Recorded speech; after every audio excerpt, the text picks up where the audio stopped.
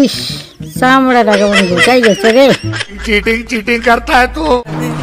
ঠাকুমা তোমার মুখটার মধ্যে এক বালতি গু এবং আধা বালতি গোবর দিলে তোমার একদম মুখের চামড়া একদম ঠিক হয়ে যাবে ঠাকুমা, একদম যে সত্যি বলতেছি আমি।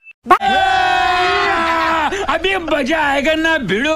বাজারে কত প্লাস্টিকের মানুষের শুকনো গু খাওয়া কুকুর। আরে বলুন কি?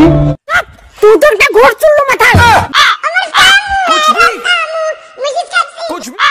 মদ খেয়ে চাংড়ি দেখি বেড়াস? না কাকিমা, আমি মদ খেয়ে চিংড়ি দেখি না তো। চাংড়ি দেখলে মন ভালো হয়।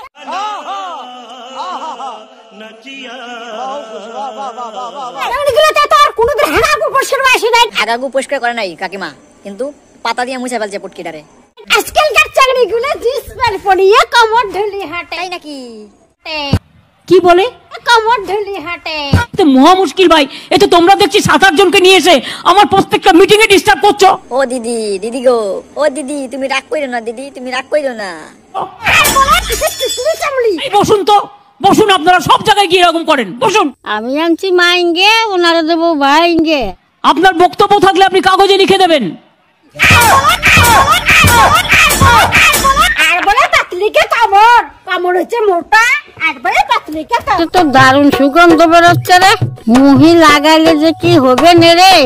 আহা লাগাও লাগাও লাগাও, ভালো করে লাগাও, ভালো করে লাগাও। तुमसे ना हो पाएगा।